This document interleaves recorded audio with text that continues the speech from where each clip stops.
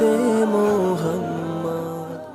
সুপ্রিয় দর্শক মণ্ডলী, আশা করি আল্লাহর অশেষ মেহেরবানিতে আপনারা সকলে ভালো আছেন। প্রিয় দর্শক, আজকের আলোচনার বিষয় আল্লাহর প্রিয় বন্ধু রাসূল আকরাম সাল্লাল্লাহু আলাইহি ওয়াসাল্লাম দেখতে কেমন ছিলেন, বিভিন্ন হাদিসের আলোকে জানার চেষ্টা করব ইনশাআল্লাহ। প্রিয় রাসূলুল্লাহ সাল্লাল্লাহু আলাইহি ওয়াসাল্লামের পবিত্র আকার আকৃতি সম্পর্কে অনেক সাহাবী থেকে বর্ণিত হয়েছে, রাসূলুল্লাহ সাল্লাল্লাহু আলাইহি ওয়াসাল্লাম অত্যাধিক লম্বাও ছিলেন না এবং একেবারে খাটোও ছিলেন না, বরং তিনি ছিলেন মধ্যম আকৃতির, সুঠম দেহের অধিকারী। মাথাটা ছিল তুলনামূলক একটু বড়, দেখতে বড়ই চমৎকার। খুব সুন্দরভাবে আল্লাহ নবীজির মাথাটা সাজিয়েছেন। চুলগুলো ছিল ঘন এবং গাড় পর্যন্ত প্রলম্বিত, হালকা কোঁকড়ানো। তিনি যখন চুলের ভেতর তৈল দিয়ে আঁচড়াতেন, মনে হতো মৃদুবন্ধের ঢেউ দেখা যায়। চুলের মাঝখানে সিথি করতেন আর সিথির মাঝখানে আতর ঢেলে দিতেন। সামনের চুল আর কয়েকটা দাড়ি সাদা হয়েছিল, সব মিলে 17 থেকে 18টার মতো। চেহারা মোবারক চাঁদ ও সূর্যের চেয়েও সুন্দর ছিল। চেহারা একদম লম্বা ছিল না, আবার একেবারে গোলাকারও ছিল না, মধ্যম আকৃতির ছিল। তার কপাল ছিল চওড়া, ভ্রুগুলো ছিল অবিচ্ছিন্ন এবং ধনুকের মতো বাঁকা। দুই ভুরুর মাঝখানে ফাঁকা ছিল, ফাঁকা জায়গায় একটি রগ ছিল। হুজুর সাল্লাল্লাহু আলাইহি ওয়াসাল্লাম যখন রাগ হতেন তখন তা ভেসে উঠত। তার চোখগুলো ছিল ডাগর ডাগর, চোখের পাতাগুলো ছিল ফুটন্ত গোলাপের গোলাপি রঙের এক একটি পাপড়ির মতো। তিনি যখন চোখের পলক ফেলতেন, মনে হতো মৃদু বন্ধ বাতাসে গোলাপের পাপড়ি যেন দুল খাচ্ছে।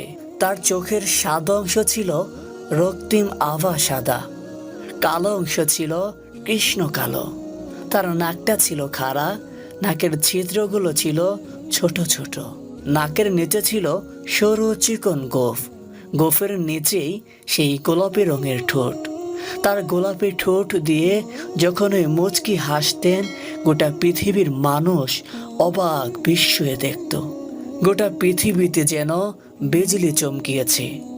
দাঁতগুলো ছিল পরিপাটি, দাড়ি ছিল ঘন, বুক ছিল প্রশস্ত, বুক আর পেট সমান ছিল। তার বগল ছিল ধবধবে সাদা। পুরো দেহ মোবারক ছিল পশমহীন, তবে পশমের চিকন একটি রেখা বুক বরাবর থেকে নাভি মোবারক পর্যন্ত লম্বা ছিল। হাত আর পাগুলো ছিল মাংসালো, হাতের তালু রেশমের কাপড়ের চেয়েও বেশি স্পষ্ট ছিল। যখন তিনি হাঁটতেন তখন পা মোবারক পূর্ণভাবে উঠিয়ে মাটিতে রাখতেন, দেখলে মনে হতো কোনো উঁচু জায়গা থেকে নিচের দিকে নামছেন।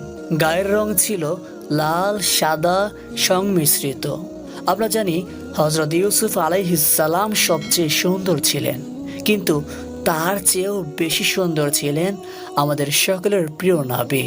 পিঠের বাঁ দিকে কবুতরের ডিমের মতো একটা মহারণ নবুয়া ছিল। উনি যে শেষ নবী এটাই তার প্রমাণ। তিনি যখন ঘামে ভেজা শরীর নিয়ে ঘরে প্রবেশ করতেন, কপালের ভিতর মুক্তার দানার মতো ঘামগুলো যখন জমে থাকতো, উম্মাহাতুল মুমিনরা ছোট শিশি খুঁজে সেই ঘামগুলো শিশিরে ভরে জমা রেখে দিতেন, কোনো ঈদে বা অনুষ্ঠানে যেন আতর হিসেবে ব্যবহার করতে পারে। হযরত জাবের ইবনে সামুরা রাদিয়াল্লাহু তাআলা আনহু বলেন, এক জ্যোৎস্না রাতে আমি রাসূলুল্লাহ সাল্লাল্লাহু আলাইহি ওয়াসাল্লামের দিকে তাকাইলাম। একবার চাঁদের দিকে তাকাই, আর একবার নবীর দিকে তাকাই, আবার চাঁদের দিকে, আবার নবীর দিকে। আল্লাহর কসম, নবীর চেহারা মোবারক চাঁদের চাইতে অধিক সুন্দর। তিনি আরো বলেন, আমি আল্লাহর নবীর দিকে তাকাইলাম, তাকানোর পর মনে মনে ভাবতাম নবীজি চোখে সুরমা লাগিয়েছেন, কিন্তু ভালো করে তাকাইয়া দেখি তিনি সুরমা লাগান নাই, বরং তার চোখগুলো আল্লাহ এমন করেই বানিয়েছে। সুবহানাল্লাহ। হযরত আবু হুরায়রা রাদিয়াল্লাহু তাআলা আনহু বলেন, রাসূল পাক সাল্লাল্লাহু আলাইহি ওয়াসাল্লামের চাইতে বেশি সুন্দর আমি কোনো জিনিস দেখিনি। হযরত ইবনে আব্বাস রাদিয়াল্লাহু তাআলা আনহু বলেন, রাসূলুল্লাহ সাল্লাল্লাহু আলাইহি ওয়াসাল্লামের সম্মুখের দাঁত দুটির মাঝে কিছুটা ফাঁকা ছিল। যখন তিনি কথাবার্তা বলতেন তখন মনে হতো উক্ত দাঁত দুটির মধ্য দিয়ে যেন নূর বিচ্ছুরিত হচ্ছে।